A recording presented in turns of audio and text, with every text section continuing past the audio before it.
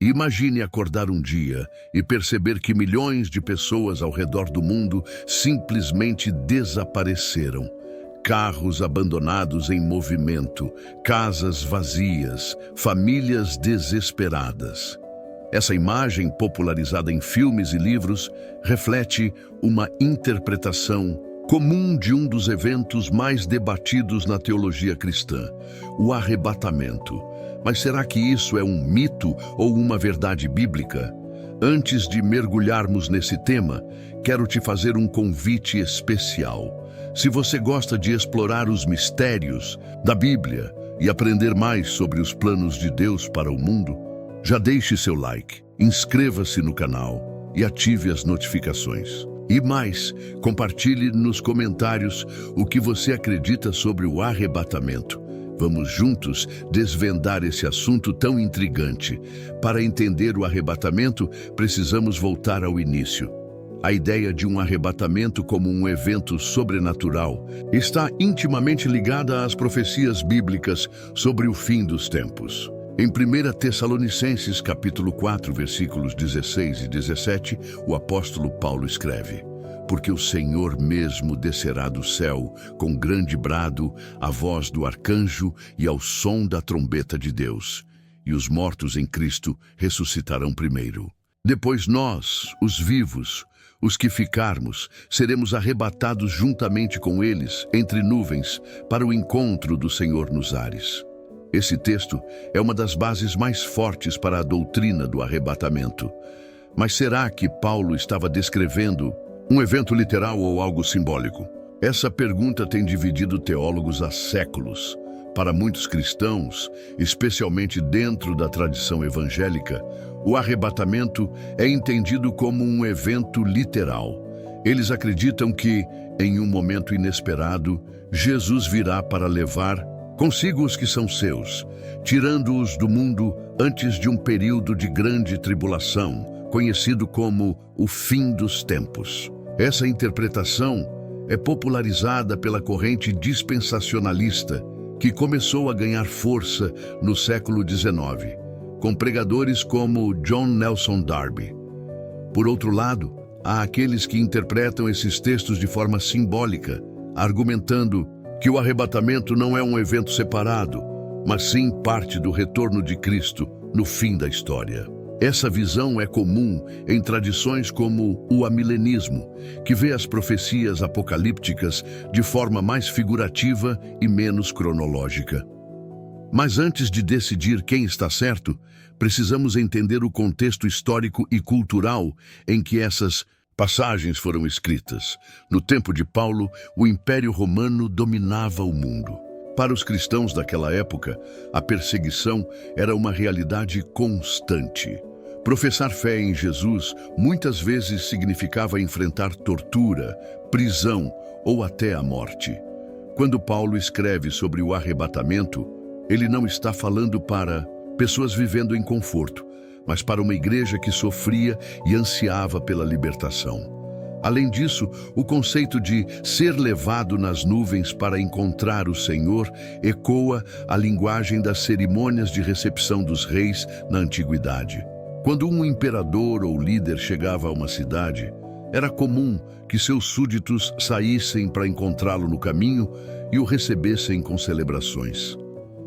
Paulo parece usar essa imagem para descrever o encontro glorioso entre Jesus e sua igreja. Será que Paulo está dizendo que literalmente subiremos aos céus?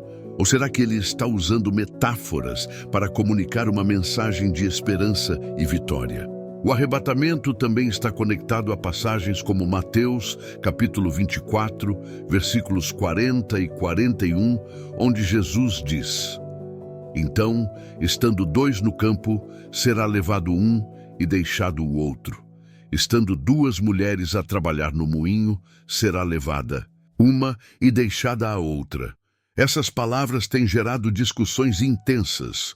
Alguns acreditam que descrevem um evento onde os fiéis são levados ao céu, enquanto outros ficam para enfrentar o juízo. No entanto, outros estudiosos argumentam que Jesus está falando sobre um juízo final, onde uns serão salvos e outros condenados, sem necessariamente envolver um arrebatamento físico. Independente de como você interpreta esses textos, uma coisa é clara: a Bíblia nos convida a estarmos preparados. Em Mateus capítulo 24, versículo 42, Jesus alerta: portanto, vigiai, porque não sabeis em que dia vem o vosso Senhor. Essa preparação não é sobre tentar adivinhar datas ou viver com medo, mas sobre manter um relacionamento profundo com Deus, confiar em sua promessa de salvação e viver de forma que reflita o amor e a justiça de Cristo. E aqui está a grande questão para a nossa reflexão. Estamos prontos para encontrar o Senhor, seja através do arrebatamento, da morte ou da segunda vinda de Jesus? Mais importante do que saber os detalhes do como e do quando, é viver de forma a estar preparado para esse encontro. Agora, eu quero ouvir de você. Qual a sua opinião sobre o arrebatamento? Você acredita que ele será um evento literal, como muitos pregam? Ou acha que é uma metáfora para descrever a vitória dos fiéis em Cristo? Se o arrebatamento é um mito ou uma verdade, o impacto desse ensinamento nas nossas vidas é inegável. Por séculos, essa doutrina moldou a forma como os cristãos enxergam a história da humanidade, o futuro do mundo e, acima de tudo, sua própria relação com Deus. Mas o que isso significa para nós hoje? Vamos continuar explorando esse tema, e se você ainda não curtiu o vídeo ou se inscreveu no canal, este é o momento. Assim você nos ajuda a levar essas reflexões a ainda mais pessoas. O conceito de arrebatamento não é apenas sobre um momento de transição física. Ele nos desafia a viver de forma diferente. Em Filipenses capítulo 3, versículo 20, o apóstolo Paulo nos lembra: pois a nossa pátria está nos céus, de onde também aguardamos o Salvador, o Senhor Jesus Cristo. Essa declaração traz uma perspectiva importante. O arrebatamento, seja como evento literal ou simbólico, nos lembra de que este mundo não é o nosso lar definitivo. A verdadeira mensagem por trás dessa doutrina é a esperança na redenção final e a promessa de um futuro glorioso com Deus. Mas, se acreditamos no arrebatamento, isso significa que devemos viver como se tudo aqui não importasse? Alguns poderiam pensar: se Deus vai nos tirar deste mundo, por que me preocupar com ele? Essa visão, embora compreensível, está longe do que a Bíblia ensina. A expectativa do arrebatamento não nos convida a abandonar nossas responsabilidades, mas sim a viver com um senso de urgência e propósito. Em 2 Pedro, capítulo 3, versículo 11, somos exortados, visto que todas essas coisas hão de ser assim dissolvidas, que pessoas vos convém serem santo procedimento e piedade. Ou seja, acreditar no retorno de Cristo e na possibilidade de sermos arrebatados deve nos levar a uma vida de santidade, compaixão e compromisso com o que é eterno. E aqui está uma grande lição prática. O arrebatamento nos lembra que o tempo é limitado. Muitas vezes nos preocupamos tanto com coisas passageiras, nossa carreira, nossos bens, nosso status, que esquecemos do que realmente importa. E se o arrebatamento acontecesse agora? Estaríamos preparados? Essa preparação não significa viver com medo ou ansiedade, mas sim com paz e propósito. É viver cada dia como um presente de Deus, investindo nosso tempo e energia em coisas que têm valor eterno, como nosso relacionamento com Deus e com os outros. Outra questão importante é a esperança que o arrebatamento oferece, especialmente em tempos de sofrimento e injustiça.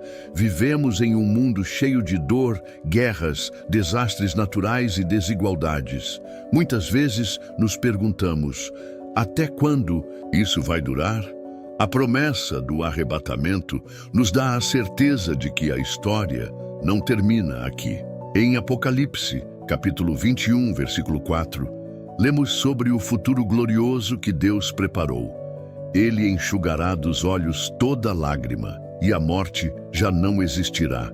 Já não haverá luto, nem pranto, nem dor, porque as primeiras coisas passaram. Essa é a verdadeira essência do arrebatamento. A restauração de todas as coisas e o início de um reino eterno de paz e justiça. Agora, é importante mencionar que a ideia do arrebatamento também traz desafios. Alguns usam esse tema para gerar medo, manipulação ou até mesmo para justificar inércia diante dos problemas do mundo. Por isso, precisamos ter cuidado para não distorcer a mensagem central. O arrebatamento não é uma ferramenta de intimidação, mas um chamado ao amor, à fé e à esperança. Ele nos lembra que Deus está no controle da história e que no final, seu plano prevalecerá. Outra reflexão importante é que a preparação para o arrebatamento não é algo que podemos fazer sozinhos. Em João, capítulo 15, versículo 5, Jesus diz: Eu sou a videira, vós, os ramos. Quem permanece em mim e eu nele, esse dá muito fruto, porque sem mim nada podeis fazer. Isso significa que a nossa força e capacidade para viver de forma digna vem de Cristo. Ele é quem nos capacita a enfrentar os desafios deste mundo enquanto aguardamos o cumprimento de suas promessas. E talvez o maior desafio de todos seja este: esperar com paciência e perseverança. O arrebatamento nos ensina a confiar em Deus, mesmo quando parece que as coisas estão fora de controle. Em 2 Pedro, capítulo 3, versículo 9, somos lembrados: o Senhor não demora em cumprir a sua promessa, como julgam alguns.